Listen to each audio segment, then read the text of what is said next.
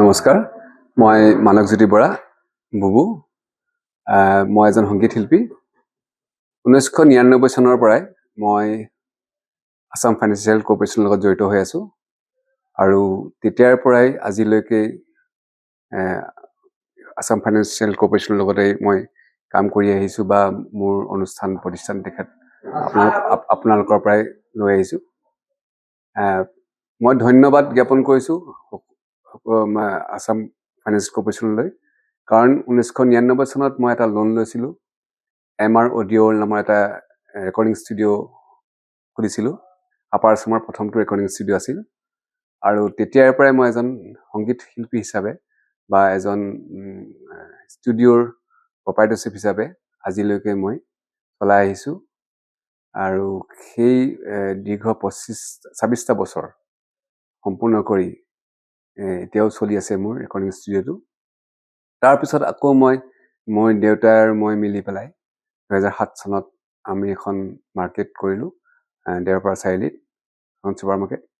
সেইখনো আমি এই অনুষ্ঠানৰ পৰাই আমি এটা লোন লৈ আমি তেওঁক সেই গৃহটো বনালোঁ, ছুপাৰ মাৰ্কেটখন বনালোঁ, সেয়াও আমি সম্পূৰ্ণ কৰিলোঁ। তাৰপিছত আকৌ 2016 চনত AB এণ্টাৰটেইনমেণ্ট নামৰ এটা প্ৰতিষ্ঠান খুলিলোঁ। এইটো হ'ল এটা কেবুল চেনেল। 2016 চনত আমি এই কেবুল চেনেলটো আৰম্ভ কৰিছোঁ আৰু ঘাট প্ৰতিঘাতৰ মাজেৰে আমি চলাই গৈছোঁ। ক'ভিডৰ সময়ত আমাৰ অকণমান অসুবিধা হৈছিল। ক'ভিড পাৰ হোৱাৰ পিছত আকৌ আমি পৰ্টেল হিচাপে আৰম্ভ কৰিলোঁ। এতিয়াও সেই অনুষ্ঠানটো আমাৰ চলি আছে। এই অনুষ্ঠানৰ চেনেলটোৰ নাম হ'ল দাপোন, এটা আমাৰ এণ্টাৰটেইনমেণ্ট চেনেল, আৰু দাপোন টাইমছটো হ'ল আমাৰ নিউজ পৰ্টেল। আৰু আপোনালোকৰ সহায় নোপোৱাহেঁতেন মই ইমানখিনি আগবাঢ়িব নোৱাৰিলোহেঁতেন।